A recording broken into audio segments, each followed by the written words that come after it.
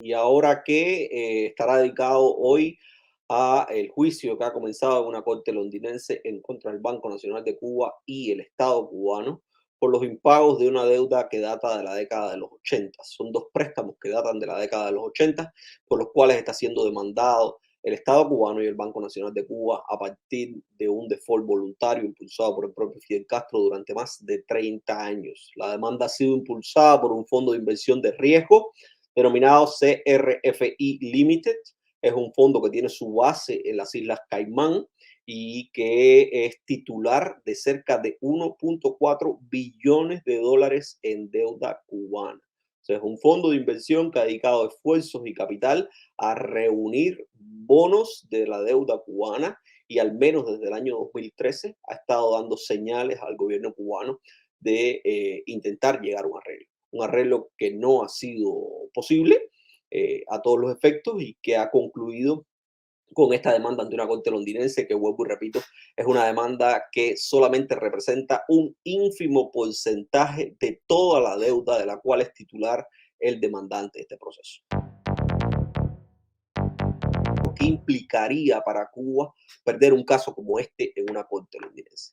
Lo primero que habría que explicar aquí es que, como todo proceso judicial en un Estado de Derecho, como puede ser una corte londinense, el resultado pudiese ser incierto. O sea, yo no pudiera asegurar de manera categórica que Cuba perderá este proceso judicial, porque primero se ha gastado cerca de 3 millones de dólares en la contratación de abogados de primer nivel para que lo defendan en un proceso como este.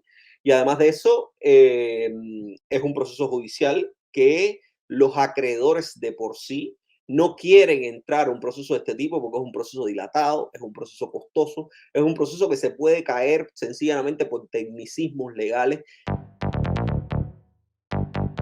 Son fondos de capital que lo que hacen es buscar a aquellos acreedores que llevan muchísimo tiempo con una deuda en la mano que Cuba no ha pagado. Pues repito, estos son préstamos que se acordaron por Cuba en la década del 80 del siglo XX.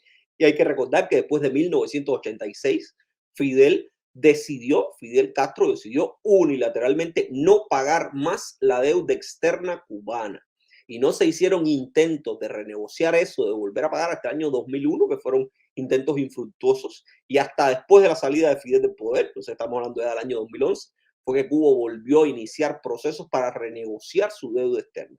Y ese proceso de renegociación lo hizo con acreedores públicos, o sea, lo hizo con estados. Y por eso es que hemos oído hablar de que Cuba renegoció su deuda con el Club de París, porque alrededor del Club de París se reúnen los estados, los gobiernos de los países a los que Cuba le debe dinero, le debe fondos públicos, pero nunca se han reunido con el Club de Londres, que es al que pertenece CRFI, que es un actor privado, un actor comercial, un fondo de inversión con el que Cuba nunca ha querido mantener un diálogo en relación a la negociación. Lo que ha hecho, como bien se decía en el reporte, es desconocer la legitimidad de CRFI como un acreedor de Cuba y de la deuda cubana. ¿Qué puede pasar exactamente? Pues lo primero que puede pasar, que lo que se está litigando exactamente en un proceso como este, es uno, si realmente el Estado cubano, porque hay que hacer una diferenciación aquí entre lo que sería el Banco Nacional de Cuba y el Estado cubano, lo primero que se está dirimiendo es si el Estado cubano puede ser demandado en una corte londinense, lo cual parece ser un hecho, porque la ley británica dice que en transacciones comerciales impagas, los estados pueden ser demandados ante sus cortes. Y segundo, si la forma en la que CRFI adquirió esa deuda es válida y legítima.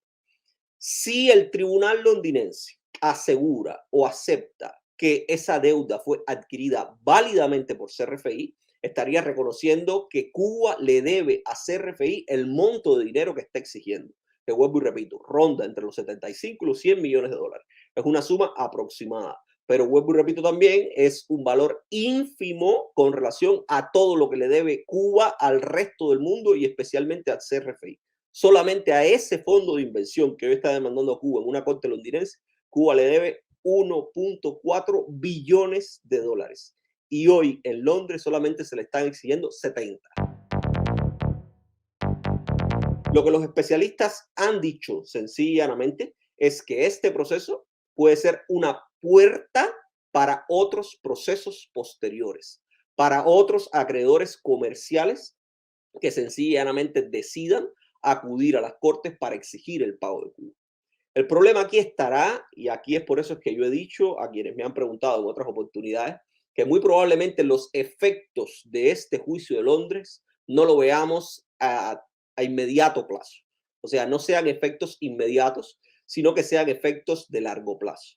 ¿Por qué? Uno, porque la decisión, primero estamos hablando de un juicio complejo, estamos hablando de 8 días de juicio, o sea, el juicio realmente comenzó hace par de días porque hubo unas lecturas previas ahí el 18 y el 19 de enero, pero el juicio comenzó oficialmente hoy, el 23 de enero, y fueron señalados 8 días para la celebración de juicio. Por tanto, estarán 8 días discutiendo todos los argumentos legales de una y otra parte en ese sentido. Y después de esos 8 días, habrá que esperar entonces una sentencia del juez. Una sentencia que de resultar favorable al demandante, en este caso el acreedor de Cuba, vuelvo y repito, implicaría el reconocimiento de que Cuba le debe a ese fondo de inversión la cantidad de dinero exigida por ellos. Y eso detonaría, en segundo lugar, un proceso de apelación, muy seguramente. O sea, cualquiera de las partes que sea desfavorecida con la sentencia del tribunal tendrá la posibilidad de recurrir esa decisión a una corte superior. Y esa decisión, ese recurso, es un recurso que será dilatado en el tiempo, porque les voy a poner una idea. Esta demanda que hoy, el juicio, lo estamos viendo hoy en enero del 2023, se inició en febrero del 2020. O sea, los primeros documentos, la primera aplicación de la demanda, la presentó CRFI en febrero del 2020. ¿Cómo repercute eso realmente en el pueblo cubano? Más hambre, menos recursos, ¿qué es lo que sucederá? Ciertamente las acciones, los procesos judiciales tienen como dos partes, dos etapas. La primera es esto que estamos viendo, un juicio, o sea, primero todo un proceso escrito en el que las partes muestran su argumentación. Segundo, un juicio y después de ese juicio una sentencia, pero después que se tenga una sentencia, esa sentencia por sí misma no es ejecutable. O sea, yo con esa sentencia sencillamente no puedo cobrar la deuda. Lo que hay que hacer es pedirle al tribunal que emitió la sentencia que impulse acciones para obligar a Cuba a pagar. Y aquí viene la respuesta. ¿Qué tipo de acciones son las que puede pedir un acreedor a un tribunal para obligar a Cuba a pagar esta suma de dinero? Pues la más normal, la más común es el embargo de bienes el Banco Nacional de Cuba y o del Estado cubano. Pero aquí vienen problemas también que tienen que ver con otra particularidad y es a qué bienes puede tener acceso una corte londinense. Por regla general, las cortes de un país solamente pueden tener acceso a los bienes que estén en el país donde ellas están basadas. Una corte londinense no puede ordenar el embargo de un bien que esté, por ejemplo, en Tailandia. Así no funciona el derecho. Por tanto, las primeras acciones y las más concretas que puedan impulsarse sería, uno, que el acreedor determine cuáles bienes pudiesen estar a nombre del Banco Nacional de Cuba en territorio británico o a nombre del Estado cubano en territorio británico y pedirle entonces a la Corte un embargo de esos bienes. Que bienes pueden ser empresas, cuentas bancarias, recursos, acciones, todo lo que pueda ser evaluado pecuniariamente o todo lo que pueda tener un valor en dinero. Hay una diferencia importante entre el Banco Nacional de Cuba y el Banco Central de Cuba. El Banco Central de Cuba fue una organización que se creó en el año 1997, se orientó la creación en el año 1997, que se convirtió en la Banca Central de Cuba. Hasta ese momento la Banca Central de Cuba era el Banco Nacional, que se creó en el año 1947 por una ordenanza de la Constitución de 1940 y fue el único banco central que hubo en Cuba hasta la década de los 90. Cuando Fidel Castro decidió cambiar la economía cubana, a abrirse a la economía y a la inversión externa, también le interesaba renegociar o por lo menos mantener la deuda externa que había acumulado y decidió no pagar en manos de una banca independiente que no pudiese ser vinculada directamente con el Estado. Y por eso decidieron que toda la deuda externa cubana quedara en manos del Banco Nacional de Cuba, que se convirtió en un banco comercial, no en una banca central, y es la que está siendo demandada hoy en este proceso en Londres. Pero hay que recordar que como el Banco Nacional de Cuba era la única banca central en Cuba durante muchísimo tiempo, el Banco Nacional de Cuba es de los accionistas mayoritarios porque fue el creador de uno de los principales bancos cubanos ubicados fuera de Cuba. Y está ubicado en Londres, está ubicado en Gran Bretaña. Y me estoy refiriendo al Having Bank. El Having Bank, la prensa cubana, la prensa independiente cubana, lo ha vinculado a la mayoría de las operaciones que impulsa el régimen cubano para burlar el bloqueo.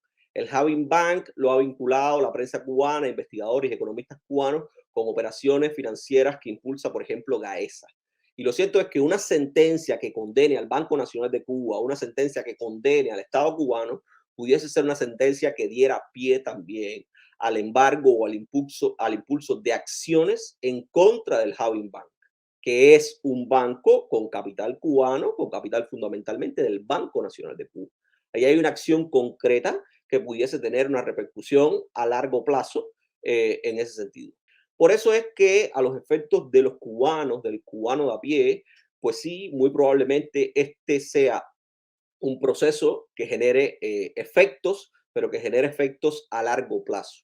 Y el principal efecto no creo que sea directamente en la calidad de vida del pueblo cubano, que ya está suficientemente resquebrajada, sino en la imposibilidad o en las dificultades de maniobrabilidad que tendrá el régimen de La Habana de acceder a nuevas prestaciones, a nuevos créditos, y por eso es que hemos visto en el último año, por ejemplo, a Díaz-Canel zapatear nuevos créditos con sus aliados políticos como pueden ser Rusia, China, Argelia, Turquía, y lo que nos queda entonces a la prensa independiente y a los cubanos es determinar qué es lo que se está ofreciendo por esas prestaciones.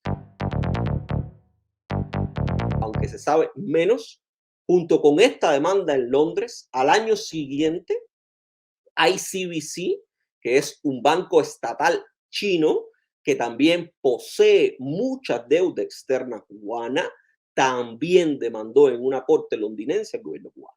O sea, hoy no estamos hablando de un solo proceso judicial en una corte londinense. Hoy podemos estar hablando del primer juicio que tiene el régimen cubano en una corte londinense en materia de impago de su deuda externa. Pero se vendrán nuevos juicios después de este. Algunos procesos judiciales ya están en camino. Uno de ellos es de un banco estatal chino que tiene una sucursal en Londres y que tiene accionistas e inversores que no son solamente chinos y que han exigido también al gobierno cubano en una corte londinense el pago de una suma, no poca suma de dinero. Y es un proceso del que también tendremos noticias en los próximos tiempos porque está caminando paralelamente junto con esto. Lo que fue a hacer Díaz-Canel a China fue a destrabar créditos que los chinos habían congelado por impagos. En los años 60, cuando Fidel llegó al poder, dijo, no pago más deuda externa que haya sido asumida por gobiernos anteriores porque los considero ilegítimos. Y hoy hay un porciento que yo creo que es menor de la deuda cubana acumulada antes de 1959 que tampoco ha sido negociado. Hay muchísimos acreedores que tienen bonos de la República Cubana emitidos por la República Cubana de antes de 1959. Pero además de esos acreedores, hay también un montón de inversionistas, sobre todo norteamericanos, que fueron expropiados después de 1959 y no fueron compensados. Las razones de la falta de compensación son disímiles, pero lo cierto es que ahí hay un litigio latente. Ahí hay una deuda del Estado cubano que es latente y que ya hoy no se puede salvar con los mismos recursos que fueron expropiados en los años 50, porque esos recursos hoy no existen. Los centrales que fueron expropiados no existen. Las compañías de electricidad que fueron expropiadas no existen. Las inversiones mayoritarias en la agricultura, el United Fruit Company, ya nada de eso existe. Pero sin embargo, esa es una deuda que queda latente ahí. Y muestra de que esa deuda queda latente ahí, que es una deuda que tendremos que saldar nosotros como cubanos, es que el título 3 y 4, la ley Helms-Burton, está en efecto. Y está en efecto, entre otras cosas, porque esas personas no fueron compensadas en su momento. Y hoy están recibiendo compensaciones como la que se ordenó por una corte miamense hace muy poco de pagar a una compañía de crucero cientos de millones de dólares por el uso de propiedades que habían sido confiscadas y no compensadas. Por tanto, yo creo que lo más importante en este minuto es entender que los cubanos debemos prestar atención a la deuda, no solo por los efectos inmediatos que puede ocasionar para nosotros hoy, que yo creo que no pueden ser peores. Estamos en un país con hiperinflación, estamos en un país donde las propias autoridades han reconocido que el salario no alcanza para poder vivir, estamos en un país donde la gente lo que quiere es fugarse en lo que sea, estamos en un país donde los profesionales promedios no quieren ya ni siquiera terminar sus carreras porque no quieren empeñar su futuro con un país en el que no ven resultados. Y por tanto, aquí lo que estamos viendo yo creo que hoy no son efectos inmediatos que puedan ser peores, sino efectos a largo plazo. Y de ahí la necesidad de fiscalizar lo que está haciendo el régimen cubano hoy. Porque yo lo que creo es que tenemos que llegar a la conclusión de que con los acreedores no habrá solución. La solución con los acreedores tiene que ser negociada. Con quienes tenemos que encontrar una solución nosotros, o sea, la solución que está al alcance de la mano de los cubanos, es una solución con el régimen y con las autoridades de nuestro país. Con ese régimen que hoy, lejos de generar producción para poder pagar deuda externa y reinvertir, lo que hace es continuar pidiendo, continuar endeudando el país sin una solución práctica, objetiva, efectiva, visible, que le diga a los cubanos cómo salir de este atolladero. Que el default de la deuda cubana, lo único que ha generado para los cubanos es un lastre mucho mayor. Y que incluso el esfuerzo del régimen cubano por renegociar su deuda con el Club de París ha demostrado ser ineficiente. Porque si bien después de 2015 llegaron a un arreglo con ellos, estuvieron pagando 2015, 2016, 2017 y 2018, pero en el 2019 no pudieron pagar más la deuda. Tuvieron que pagarla completamente un pedazo de lo que debían en el 2019. Y en el 2020 sencillamente dijeron no podemos pagar. Por tanto, han demostrado ser incapaces de generar sostenidamente una capacidad de pago de la deuda. Y yo creo que es hacia allí, hacia donde deberíamos poner la mirada más que nada. Pero hay números que yo creo que son que deberíamos mirar con más atención. Y es cuánto se está gastando el gobierno cubano en defenderse en un proceso como este. Y hasta hoy los gastos reportados de la defensa cubana rondan los 3 millones de dólares. ¿Y por qué lo sabemos? Pues lo sabemos porque quien pierda el juicio tiene que pagar no solo el monto de la deuda que debe, si es Cuba la que pierde el juicio, tiene que pagar además todos los gastos en los que incurrió el demandante o el triunfador. Y por tanto, si el triunfador dijo, yo me gasté 3 millones de dólares en abogados, en proceso judicial, en pagarle al tribunal, en lo que sea, pues esos 3 millones de dólares adicionales también los tendrá que pagar el perdedor. Y el perdedor en este caso somos nosotros. Esta es la delegación cubana que está entrando a la corte londinense esta mañana. Vuelvo y repito, estas son imágenes de Americano Media que, como les dije, estaban cubriendo la entrada de la delegación cubana al proceso. Aquí básicamente podemos reconocer, aquí se pueden reconocer a dos personas en este plano. Este señor que está aquí, este señor Calvo, es un profesor de Derecho Procesal de la Universidad de La Habana, fue árbitro de la Corte Comercial de Arbitraje de París en algún momento, que se llama Juan Mendoza Díaz. Es un abogado cubano de bastante renombre al interior de la isla y que ha participado en algunos procesos de este tipo también.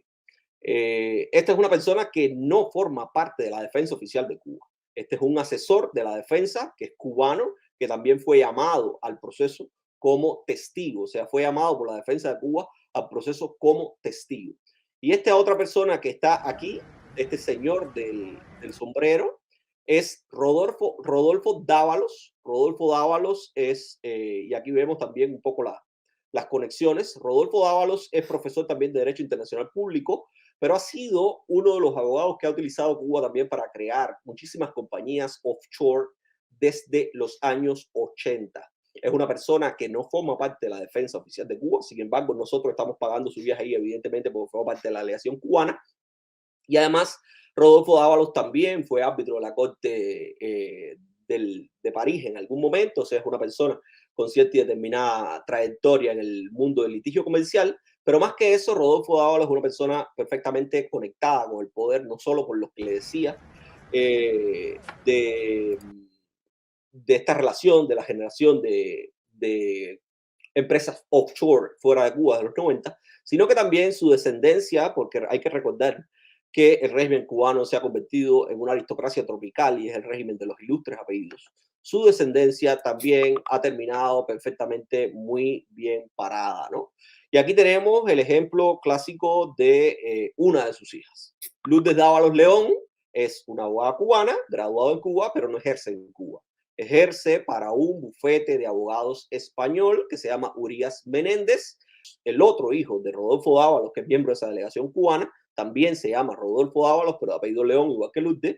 Y aquí lo vemos también muy conectado con la cúpula cubana. Hay fotos de Rodolfito con el fallecido eh, presidente de Gaesa. Hay fotos, aquí están las fotos, ¿no? Hay, la prensa internacional también se ha dedicado a eso, porque tiene compañías radicadas en los Estados Unidos que tienen una muy estrecha relación con Cuba, sobre todo compañías de inversión que tienen una muy estrecha relación con Cuba, pues toda esa delegación se está pagando con recursos públicos cubanos. Y este señor que estamos viendo aquí no es otro que el propagandista en jefe de turno, el encargado de informar al pueblo de Cuba con relación a lo que acontece en materia de derechos, Humberto López. O sea, la capacidad y el de ser propagandista de Humberto López le ha granjeado la posibilidad de acudir con fondos públicos a cubrir una demanda judicial en tierra londinense con dinero del pueblo cubano. Y hacia allí también tiene que ir nuestra capacidad de fiscalización. ¿Qué hace Humberto López en Londres cuando Humberto López lo que ha hecho es desinformar al pueblo cubano con relación a lo que ha acontecido en este proceso? Por tanto, no es solo lo que debíamos de antes, sino lo que nos ha permitido o lo que le ha permitido al régimen cubano continuar endeudándose después de todos los acuerdos de este tipo. Y vuelvo y repito, por eso para mí la insistencia de que este juicio de Londres no se convierta única y exclusivamente en un punto singular de atención, sino que se convierta en la justificación para que como ciudadanía, como sociedad civil, como cubanos de manera general, empecemos a mirar la deuda no como un fenómeno secreto, como un fenómeno oscuro que no nos interesa y que vamos a decir no vamos a pagar o que el pueblo cubano no ha visto, porque a la larga o a la corta, como ya les expliqué en algún momento de la transmisión, yo creo que sí vamos a tener que pagarlas en algún momento. Y por tanto el freno mayor estará en evitar que esa deuda aumente como mínimo sin generar las capacidades para generar la riqueza que nos permita pagarlas en un futuro o renegociarlas. Me parece también fundamental el hecho de que la comunidad cubana se articule. Me parece, hay quien ha querido poner el foco de atención en el hecho de por qué se reúnen los cubanos allí y qué exigen los cubanos allí.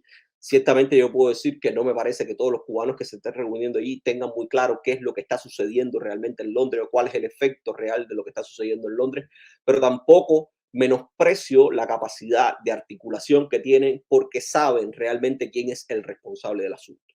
Si bien hay algunos que han intentado poner la responsabilidad en el acreedor, han intentado decir o montarse en la misma cuerda de que el acreedor es un fondo buitre aprovechado, es un fondo que lo que quiere es poliar a los cubanos, eh, y al mismo tiempo han dicho que quienes se reúnen en Londres, pues sencillamente son gente que no quieren a su país porque están exigiendo que o se cobre la deuda o no se pague, lo cual a mí me parece descabellado. A mí me parece que lo que hay que señalar de la articulación de los cubanos en Londres, del llamado a esa manifestación allí, es demostrar la capacidad que tenemos los cubanos de fiscalizar lo que está pasando con la deuda cubana.